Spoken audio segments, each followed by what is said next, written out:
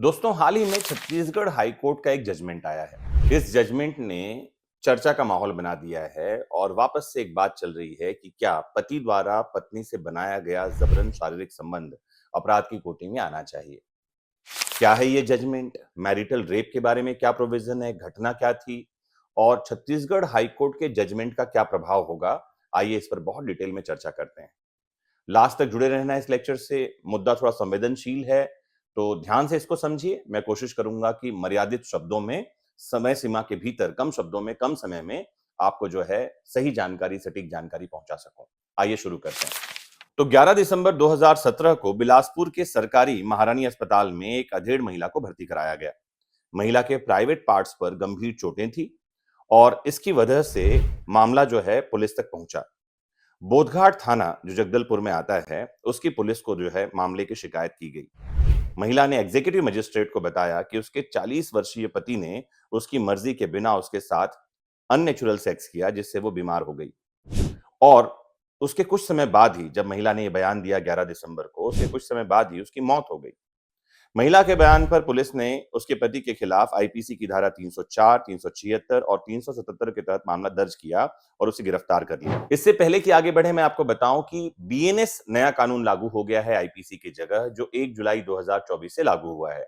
मतलब 1 जुलाई 2024 के बाद जो कुछ भी मामले घट रहे हैं वो अब बीएनएस के तहत दर्ज होंगे, जिसका फुल फॉर्म है भारतीय न्याय संहिता। लेकिन उसके पहले के मामले आईपीसी में दर्ज होते रहेंगे और आईपीसी के तहत मामला चलता रहेगा।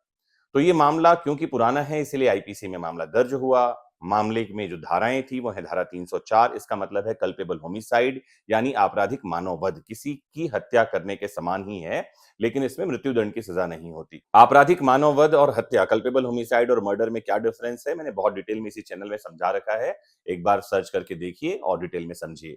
एक धारा जो लगाई गई वो धारा 376, जो रेप का मामला है। रेप को हिंदी में बलात्कार या बलात्संग कहा जाता है। वहीं एक धारा लगाई गई 377, जो अननेचुरल सेक्स यानी कि अप्राकृतिक यौन संबंधों के लिए लगाई जाती है। इन तीन धाराओं में मामला दर्ज हुआ और कोर्ट में कार्यवाही शुरू हुई। 11 फरवरी 2019 को जगदलपुर की फास्ट ट्रैक कोर्ट ने आरोपी को 10 साल के कठोर कारावास की सजा सुना दी।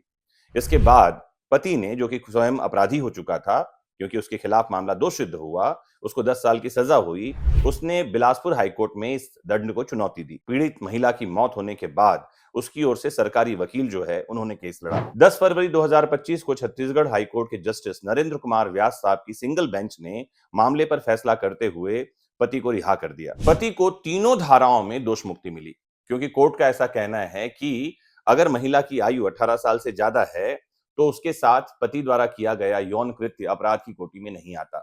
ना ही उसे रेप के लिए दोषी ठहराया जा सकता है और न ही अननेचुरल सेक्स यानी अप्राकृतिक यौन संबंध के लिए। और क्योंकि उसे इन दो धाराओं में सजा नहीं दी जा सकती, तो उसके कारण हुई मौत के लिए भी उसे जिम्मेदार नहीं ठहराया जा सकता। इसका मतलब 304 में भी उसको दोष मुक्त कर दिया गया आईपीसी के। चर्चा ये चल रही है, कुछ महिलावादी संगठन इस जजमेंट के बाद ये मांग उठा रहे हैं कि मैरिटल रेप यानी कि जो वैवाहिक बलात्संग है, उसको भी अपराध की कोटि में लाना चाहिए। दुनिया के बहुत सारे देश ऐसे हैं जहां मैरिटल रेप को अपराध माना गया है, लेकिन भारत में सुप्रीम कोर्ट ने ही कह दिया है कि अगर मैरिटल रेप यानी कि वैवाहिक बलात्संग को भी अपराध बना दिया जाए तो इसके लिए सबूत बड़ा कठिन हो जाएगा, क्योंकि कमरे के भीतर दो लोगों के बीच क्या हो रहा है, इसके बारे में सबूत कैसे जुटाया जाएगा। वहीं कुछ पुरुषवादी संगठनों का यह कहना है कि अगर ऐसा कानून आता है तो पुरुषों के गर्दन पर हमेशा तलवार लटकी रहेगी। जो कुछ भी हो, अगर पति के ऐसे कृत्य के कारण महिला की मौत हुई है, तो मुझे नहीं लगता है कि कहीं से कहीं उस पति को माफ किया जाना चाहिए। अगर आईपीसी की इन धाराओं में मामला नहीं बन रहा, जो कि दिखाई पड़ रहा है नहीं बनते हुए, इसका मतलब ये नहीं है कि उसने अपराध नहीं किया। आपको बता दूं, भारत में 2005 का एक कानून लागू है जिसका नाम है protection of women from domestic violence act 2005। इस कानून की धारा 3, जो घरेलू हिंसा है, डोमेस्टिक क्रुएलिटी है, उसको 4 भागों में बांटती है, जिसमें से एक है सेक्सुअल वायलेंस, जिसे लैंगिक हिंसा कहा जाता है।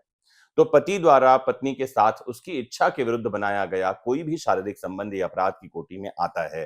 This is a punishable offence और इसे कहा जाता है सेक्सुअल क्रुएलिटी यानी कि लैंगिक हिंसा।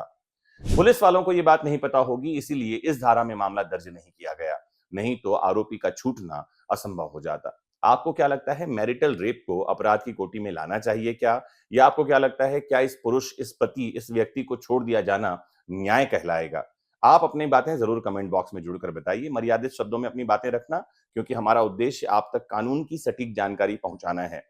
जुड़े रहना है आपको अपने फ़ेवरेट प्लेटफ़ॉर्म विधिक शिक्षा से, और अगर आप ऐसे ही किसी कंट्रोवर्शियल टॉपिक पर बहुत आसानी से चीज़ों को समझना चाहते हैं, कानून की दृष्टि से बातों को जानना चाहते हैं, तो ज़रूर कमेंट बॉक्स में जुड़कर बताइए। जुड़े रहिए। नमस्कार, जय हिंद।